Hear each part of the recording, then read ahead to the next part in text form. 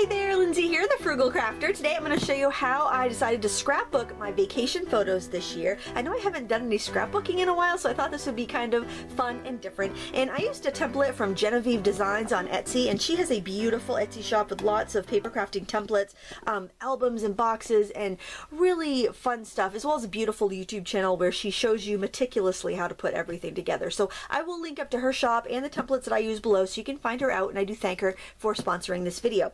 So what I really liked was the box, because I've done many albums in the past, and while I love doing them, they would get shop worn on the shelves because you'd have little bits sticking out here and there, and the kids would pull them down to look at them, which is what I want them to do. A scrapbook is meant to be looked at, but then after a couple of years they'd kind of fall apart. At least that was my experience. So I loved having this box. It's nice and smooth. That's why I didn't go crazy on decorating the box, that I can put on my shelf with my other mini books and scrapbooks, and it would be accessible and it would keep the book nice. And I also have room for the other little, you know, just little paraphernalia things that I picked up on vacation that I wanted to keep. But the great thing about the book itself is that there are a lot of little places where you can put little things, like, I don't know, I stuck postcards that I purchased in here, and I have lots of little pages and, you know, pockets for more photos, and little flips and flaps to put like longer photos or more photos. You could do a panoramic. I just thought it was very versatile, and I could make it exactly to what I wanted. There were a lot of different things in the kit that I didn't use, but I was really happy with the way it came out, especially because I like to save those, you know, the brochures for the things that we did, and receipts, because I think it's fun to look back at how much stuff cost back in the olden days. So I like to kind of get that stuff, you know, into my scrapbooks, and when you have a mini book, it's very accessible. It's nothing to just pull those out. So without further ado, I'm going to show you the process of making this. I'm going to give you my tips and tricks about how to kind of organize your supplies so that you can kind of easily pull out your supplies and put them away between times you're working on it, so you don't have to unpack and pack everything up every time. And also I'll tell you what products I recommend as I was putting it together, because I think certain adhesives work better than others, and there are certain tools you want to have handy when you're working on this. So without further ado, let's go to the demonstration. Here are some of the supplies you're going to want for your project. Now, for building the album cover and the box, I used mat board because I happen to have a lot of mat board because I do picture framing. You could also use a heavyweight chipboard or the back of paper packs, anything where you've got a nice sturdy kind of cardboardy base. You're going to need the instructions for the large keepsake box and mini album, and that comes with your template, and I just keep them in page protectors inside this job ticket holder. You're also going to need some, either use the paper that is provided in the kit that you purchase, or you can use your favorite scrapbook paper, which I use some Graphic 45 and some K & Company, which I thought was really pretty. And tip, keep all your scraps in a page protector and then just slide that right inside the paper pack when you're done, and then you'll have all your coordinating pieces, so you don't have to cut in a big 12 by 12 piece of paper every time you want to create with that kit. I'm just going to set that there so it doesn't glare. You're also going to want a X-Acto knife, and I really like this one by Fiskars because it's very easy to change a blade. I pull out that, and then I can slide that. I can pull that out, turn it, pull this out, replace it with a fresh blade, pull that back, and slide it up. This is a fairly new product, but I'm really liking it because the old X-Acto knives with a collar that you twist to tighten and loosen, they would always untwist on me, and I'd have to keep stopping and retightening. So I really like this knife, but any you know, craft knife with a snap-off blade, anything like that will work just fine. Just, it's got to be sharp because you're cutting through a dense cardboard. A metal edge ruler, and I like this one with a cork backing, and it's not very expensive. It was probably like less than $1. You're going to want some really strong adhesive. This is score tape. This is probably the best stuff to use. I started putting my project together with the ATG tape, and you'll notice towards the end of the tutorial that some areas started to come unstuck, so I'll probably have to go back in and replace some parts with the score tape. So just start with a really strong adhesive to begin with and save yourself a little bit of hassle. You're going to want a cutting mat, and it can be any sort of cutting mat. It could be glass or self-healing like this one. And I really recommend a scoring board if you have one. If you don't have a scoring board, just get like a butter knife or a bone folder, and you can use your ruler to kind of score your lines. It just makes it a lot easier to fold, especially when you are when you're making an album or a box and you want everything to be nice and crisp and tidy, because you don't want to have those sloppy edges or cracked paper around the spines of your album or on the corners of your box, because you're going to be reinforcing these corners with little corner strips. So it's really important to score those lines before you fold them so you get a nice crisp look.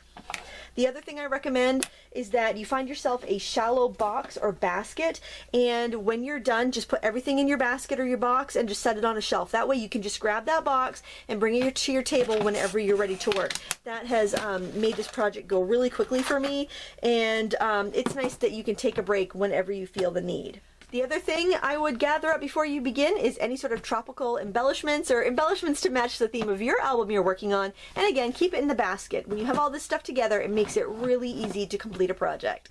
The first thing I did after getting the kit was to print out the instructions. Now, you could just refer to them on your computer, but I like to have a hard copy, and I just stapled them together so I could flip through as I went. I also printed out the template sheets. Now, the template sheets come in a wood grain pattern and also in a blank distressed edge pattern, so you can either print it on plain cardstock, cut it out and use it as a template, or you can actually print it onto your pattern scrapbook paper if you want to do that. I decided just to cut out all my template pieces and trace them onto the paper and the substrate that I wanted to use for my box. I also wanted to let you know that Genevieve Designs is offering 20% off for 1 month on everything in her shop, so you can use a coupon Lindsay20 to save 20%, and I'll have links to her shop and the products that I used in the video description. Her templates are meticulous and they're very easy to put together. After cutting out my templates, I traced them onto some mat board and then I cut them out with an X-Acto knife. Now you're going to want to be aware of the scoring lines and the cutting lines so you don't inadvertently cut on the scoring lines. I'm using the same craft knife and metal ruler that I used to cut my templates out. Like I mentioned before in other videos, my paper trimmer is not super accurate, so if I need accuracy, I just use a craft knife and a ruler and it works just fine. Here I'm working on the box, and the thing about working on the box and also the cover of the album is that there's no tabs on the templates because you couldn't cut those tabs out of cardstock. They would be way too thick to work. So what you end up doing is making these construction strips that will connect your pieces together. So if you're looking here on my table, I've got the box bottom that I am putting a construction strip, which is basically a scored, folded in half, inch wide strip of cardstock, and then I'm putting some adhesive on the other piece of the cardstock, and I'm going to use that to connect the bottom part of my lid to the side of the box, or the bottom of the box to the side of the box. So that keeps the bulk down but makes it really strong. And then so you can see how we kind of roll that up into a tube. We'll put the sides on and that will make our box. So that's kind of how you can deal with connecting these pieces of your box without having a lot of bulk and without dealing with tabs. So that was something cool that I learned with this project, and I'm going to link up Genevieve's video that has the step-by-step instructions of her box because it's just a lot better. She goes really in depth, but I thought that was a really cool trick to learn. Now, something you're going to see me do here that I don't recommend is use my ATG gun. Now, I love ATG tape for quite a bit of stuff. I'm using the acid-free scrapbooking tape, but it's really not robust enough, I don't think, for heavy-duty jobs. It's working okay because the construction strips are they're really helping, I guess, and when I wrap it with paper it really helps a lot. But I recommend using score tape if you're going to for constructing this project, just because it's a much stronger adhesive. At the end I wanted to move something. I could remove this stuff with the ATG gun, and I could not remove this stuff with the score tape. So just want to let you know that in case you're trying to decide what adhesive to use for this project. Of course, if you're patient, you could use a really strong wet glue. That would work great too. Just use the glue that you prefer. Just know that you want a strong one. So you want to connect all the pieces for your box template, and then you'll be ready to decorate. And here you can see how it all folds up into a box. Just put a little glue on the tabs and you'll be all set. It's so adorable. The album was really easy to put together. You have 2 covers and a spine piece, and you start off by covering one side of each of the covers, and then you flip them over with a spine, and you actually connect all 3 pieces, the spine and both covers, with a strip of pattern paper. And you just leave a little 1/8 of an inch gap in between each piece so that it will bend. And now here I'm covering the inside covers of the album, and we would leave the gap so we'll be able to fold it, and you'll see that in just a second. Anytime you're going to try to bend and fold your paper, I highly recommend you have a bone folder. This is going to help stretch the fibers of the paper and make them fold more easily. So I'm just kind of going in the dent I can feel between the spine and the covers and just kind of easing that paper in. And if you do that on both sides, you are really going to make for a nice smooth transition. That's what keeps your paper from cracking at the edges. I also recommend you look the album over really well and see if you have any papers sticking out from any of the mat board, any of the edges. You want to trim that away with your sharp X-Acto knife, and that will just keep everything nice and tidy and will prevent any, fold over of papers and any rough spots. And now I'm covering the inside of the spine with a matching piece of pattern paper to match the outside. So the really cool thing is you could use grungy old cereal boxes for this and you're not going to see any of that pattern. So use what you have. I mean, I used old mat board. I didn't even really bother with what color it was. I just used it because I knew it was going to be sturdy. So look in your recycling bin and find something that will work for you. Now I am using plenty of adhesive here, thank goodness, because I'm using the ATG and not this score tape. But basically I just want to make sure that it's going to grip both the cover and the spine really well. And I am going to want to rescore after I stick that down just to make sure it's going to move for me and not crack and have the flexibility and the polished look that I want in my album. Now that we have our cover done, we're going to need a device that will hold our pages inside of our album. And this is something new to me. I've never done a book like this before, and it was really fun, and it's a very useful trick to know. So I traced the spine insert, I guess you would call it, from the pattern from Genevieve Designs, and then I scored it on my Score Pal. And honestly, I held out for a long time to get a scoring board. The second I got one, it was game changing. I highly recommend one if you like to do a lot of paper crafts because it just makes your work look so much more polished and it's so much easier than trying to score with a butter knife. But I digress. So you have this little device here that's got scores every half of an inch or so, and this is what our pages are going to hook to, all these little kind of peaky parts that I'm folding up. So you're going to start off by adhering the center fold together so it kind of sticks together and makes one strong flap. And these flaps are going to sit on our spine and then our pages are going to slide onto them. It's really cool. So when you glue this down, you want to make sure that you don't glue down those two end flaps because they're going to need to be free so that you can glue your pages to it. So I'm applying adhesive in the middle only, so kind of where that middle fold is and the two strips beside it, and then I'm going to center that right up in the middle of my spine. And that's all there is to it. So now we're going to have 3 pages that go in the middle, but off those 3 pages we can add pockets and flaps and flips and all sorts of really cool stuff. Plus we'll have the pockets within each page to put all kinds of goodies, and you probably remember seeing that at the beginning of the video, and I'll show you again at the end of the video. But that's kind of where we are right now. But I think this is such a versatile book that there's really a lot of things we can do. The white edges of the album were kind of bugging me, so I decided to just mix up some light blue acrylic paint that kind of went with the theme of my Caribbean scrapbook, and I went around and just did the edges of the album. I thought it would just kind of make it look a little more finished. And I also did the same thing on the white box as well, because I just know me and my family and white corners are just not going to stay white, so I decided to add that pretty blue to the box as well. And then using the templates from the kit as a guide, I cut pattern paper mats to put on the edges, lid, and bottom of my box. And I have to kind of laugh at myself because remember when I said about the basket and putting you can throw all your supplies in the basket when you want to take a break and then come back to it later. That's what I did, and I completely went out of order. I just worked on the parts of the project that I was the most excited about working on at the time, and I think that's a really great way to craft. It keeps your energy up when you're doing a project that has several steps and will take you a couple of days. And it just makes it a little more enjoyable. So feel free to jump around from the box to the album as your interest moves you to.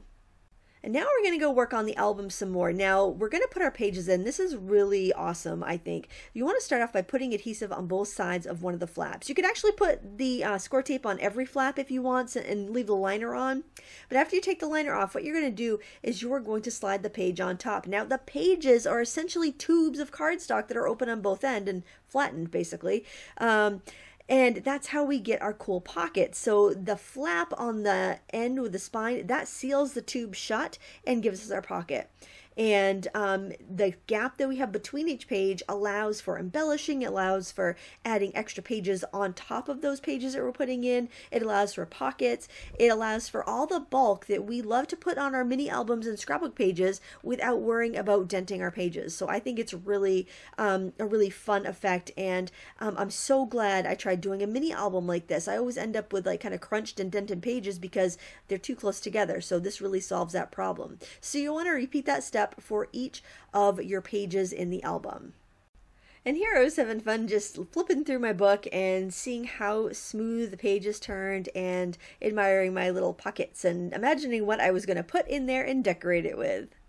I like to use all the little scraps that I have left over from a project. So I used a die cut label to cut the mat for the front of my book, and then I cut these little postage stamps out of some of my pattern paper that was in the K & Company stack, and I'm just going to adhere them onto the cover for now, just for a little bit of decoration. I'll be doing some more embellishing later, but I just really like the way that looked. The first extra template I decided to put in my album was one of the pocket templates, because I always tend to want to put more photos on a page than I have room for, so I figured I would just put a pocket in there and get that right out of the way, because I know I'm going to print more photos than I need, and that will give me a place to put them, because I don't know about you, but I cannot throw away a photo. It's a sickness. I have to hang on to them. So I put that right on I think it was like the second page in. That way I was going to have room to put photos. Now they also have these belly bands that you can put on your pages and you can slide photos in, but I just know my family taking the album off the shelf, they're going to fall out of that. So I've decided to go with a pocket for that instead. The other templates in the kit I decided to use were the flippy templates, like that one right there with a little blue paper.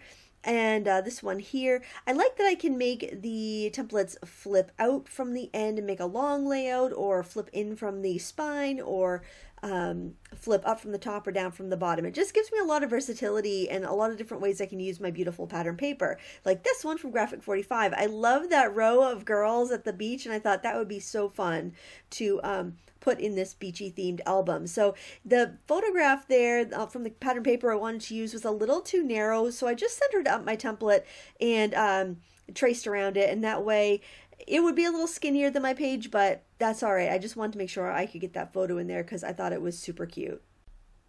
And here I decided to adhere it to the outside edge of a page so I can open it up and make a longer spread. Now I wanted something on the opposite page so I could have another photograph opportunity, so I decided to use the wider flip down or flip up template to trace that out of some cute paper and add it to that page. So as you can see, the process is really quite easy. It does take a little bit of a time, but you can make it customizable for whatever you want and the amount of photos that you want to add. Once you have all the pockets, flips, and flaps and pages in your book that you want, you can go about adding your photos to the pages. And I did use the ATG gun to adhere my photos. I would recommend going along all four sides of the photo, just because this is a mini book and not a traditional scrapbook where you'd have page protectors. So you just want to make sure those edges are sealed down well. But the ATG adhesive is great for this. You don't need the score tape for this. It's basically for the construction of the box and the album. You want that heavier, dutier adhesive. So fill it up with photos. Go ahead and put pamphlets in any of the pockets you have there. You may need to fold down, use your scoreboard to fold down some of the pamphlets so they fit, like I had to with some brochures here. But you basically just want to fill up the album with all your goodies. If you have an item in a pocket, such as a brochure or something that is kind of difficult to slide in and out of the pocket, you can make a little pull. And what I do for this is just I punch a shape out of any of the leftover pattern paper that you have, and I fold it in half, and then you can attach that to your brochure. I would just kind of put it on one side of your brochure so you can still open it and read it, and that way you'll be able to pull that piece of paper in and out of the pocket a little more easily. It's also great if you just have something plain like this thing I'm going to attach. This pull to was just a photocopied like daily schedule of events from Atlantis, and I wanted it because I think that's kind of cool to jog your memory and see what went on every day there, but it wasn't really that pretty, just have that white paper sticking out of there. So by putting that on there, it's going to make it easy to slide that in and out, and it adds a little decorative touch. And also that's the pocket that I have all of my receipts in, because I think it's fun to look back at old receipts and see how much you paid for things, and and see what places were called, and I just think it's neat. So I have that all in that same pocket, and it's going to make it easier to fish everything out of there. This is also a really good opportunity when you're doing a mini album to fish through your supplies and see what sort of embellishments you can find. I had a bunch of these metal charms from Making Memories, and I just hoarded them for years because they were too precious to use. And I figured, you know what? These are all about like family togetherness and family fun. This is just a perfect opportunity. Sometimes though, on your older embellishments, the adhesive will go bad. And if that happens, you can just put a little hot glue or wet glue on that and stick them down really well. So I went to town with all those embellishments and just kind of stuck them throughout my book. I am such a sucker, and I love to save things, like especially cute little cards, like this little pop-up card that came in a basket of fruit that our travel agent sent us. So I thought that would be really cute to put in our album. Plus, I am so terrified of traveling and flying and everything. So she was an amazing travel agent, and she made me completely calm with the whole situation of flying so far away and traveling. So I really wanted to put that in there too, because she's part of the reason the trip happened, because she talked me off the ledge. I know, it's just crazy. Oh, if you have buttons, this is a really great tool. If you just get like a wire cutter, you can cut the little shanks off the back of buttons and use those as embellishments. I thought these little flip-flops were adorable, and it was just a 50-cent pack of buttons, but I thought it was so cute. So I'm just going to use a little hot glue to stick that down to my paper now that I've cut the shanks off the back of the buttons. It works really well, and it doesn't harm your wire cutters. So I just keep a cheap pair for this, but you can totally do it with the wire cutters that you have at home. I decided I wanted to add this little gift card kind of behind the little pop-up card I'd already put on that page. Sometimes you can peel back your adhesive and move it just fine, but if you ever are in a situation where you've already stuck something down and it doesn't want to move on you, you can use a heat tool or a hair dryer to heat up that piece of adhesive you want to remove. Just kind of heat up that card, and then you can peel it back. The heat loosens the adhesive and lets it be repositionable. So there's a little tip to kind of help you if you get in that situation, because sometimes we change our minds and it's like an undo button. It works really great. I couldn't believe my luck when I came across this little beach-themed stretchy frame when I was cleaning my craft room. It came in a grab bag and I'd completely forgotten about it, but as soon as I saw it, I knew it would be perfect for vacation memorabilia. At first I thought I was going to put some sand and shells in there, but then I realized that would make a mess, and I had all this Bahamian money that like coins that I had kind of saved because I wanted them as a keepsake. So I thought I'll put one of each type of coin in the little frame there, and it would be great either in my just in the keepsake box, in my mini album, or I might even put it in my bigger scrapbook once I do a few scrapbook pages on the vacation. But I thought it was really cute, and I was so happy that I actually knew where it was and I could put it to use. I also decided to add a few more embellishments to the cover of the album. I don't have to worry about that being thick and lumpy because it's going to be protected inside my keepsake box. I like to use hot glue for any thick, lumpy embellishments because it really marries the item to the album, and in the case of a shell, it can actually keep it from getting crushed. Now we're going to go back to the box because I wanted to share with you how I made the closure of my box, because the lid on its own wants to kind of stay open, so you need something to kind of pull it closed. So I started off by using my Crop-A-Dile and I punched a hole in the center of the bottom front of the box. Then I took a piece of wire about 6 inches wide and threaded it through a big chunky acrylic bead. I really love these beads. You could even use these for feet on your box. You could glue them on or wire them on if you wanted to have feet, but since I want this to sit on its edge on a bookshelf, I didn't do that. But keep that in mind. You might want to do that yourself. So after twisting the ends of the wire together, I fed them through the hole in the front of the box, and then all I have to do is flatten out the wire on the inside of the box. Now I am going to use my needle nose pliers to curl that wire up into a little spiral and then press that against the edge, and that's just going to keep it from being sharp if anybody reaches into the box. I don't want them to like scratch themselves, or I also don't want the wire to damage my album. So just curl the ends and flatten them to the inside of the box.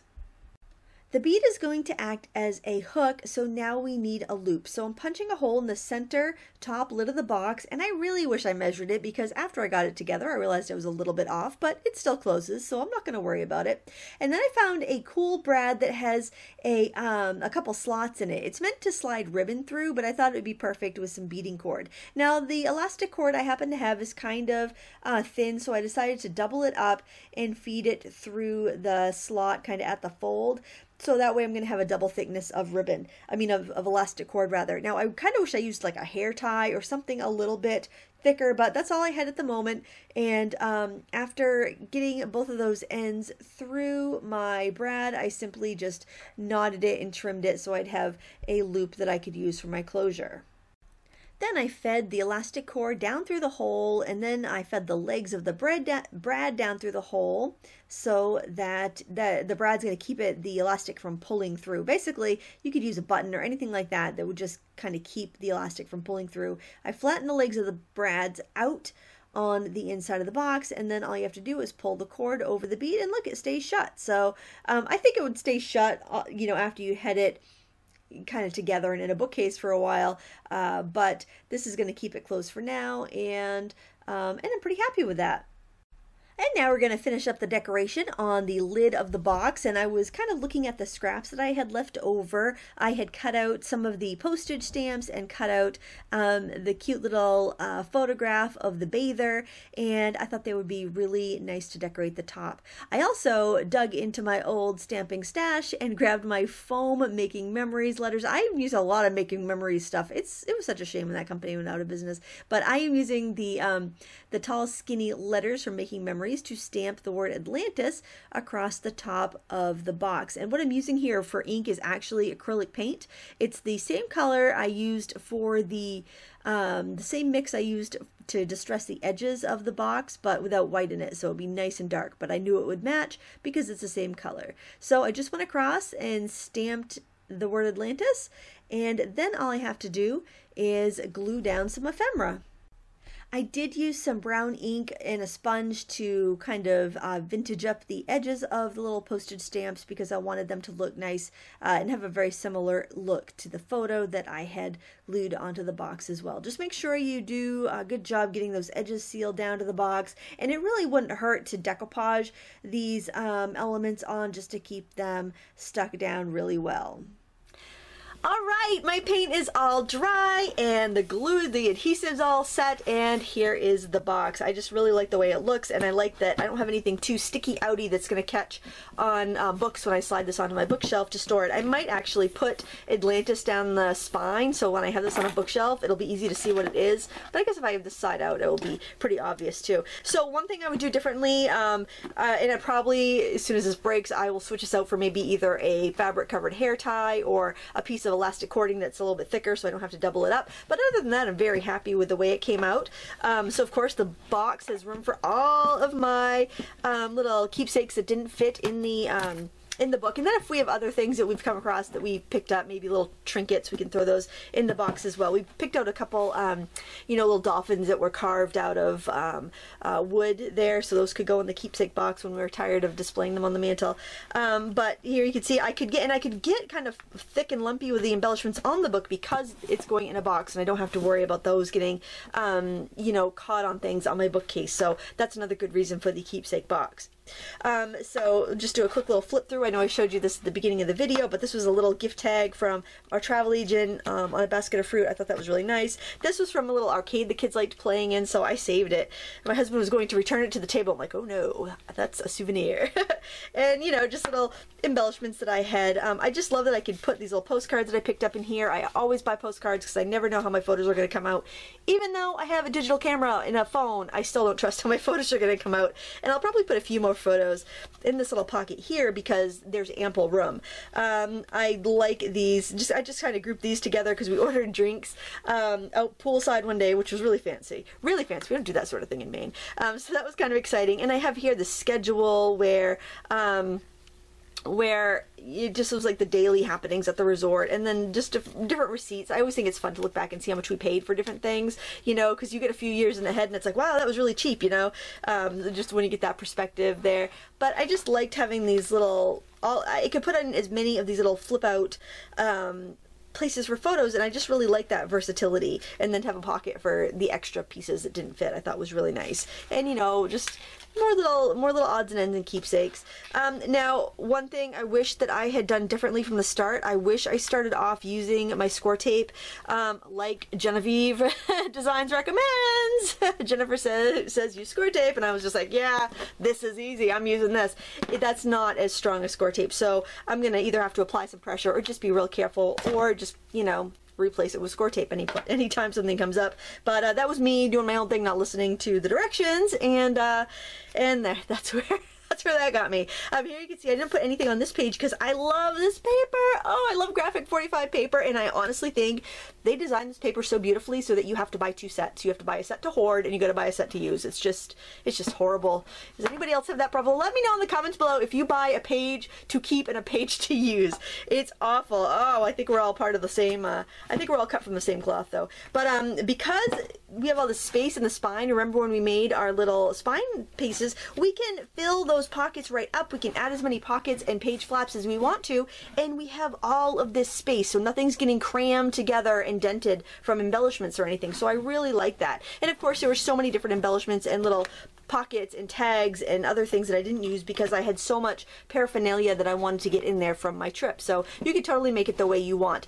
I want to thank Genevieve for sponsoring this video. Please check out her Etsy shop and her YouTube channel. She has lots of great information, and she is a joy to watch. I thank you for watching, and I hope you give a scrapbooking project a try sometime soon, and let me know what your next project is in the comments below. I'd love to hear about it. Give me a thumbs up if you enjoyed this video, and until next time, happy crafting.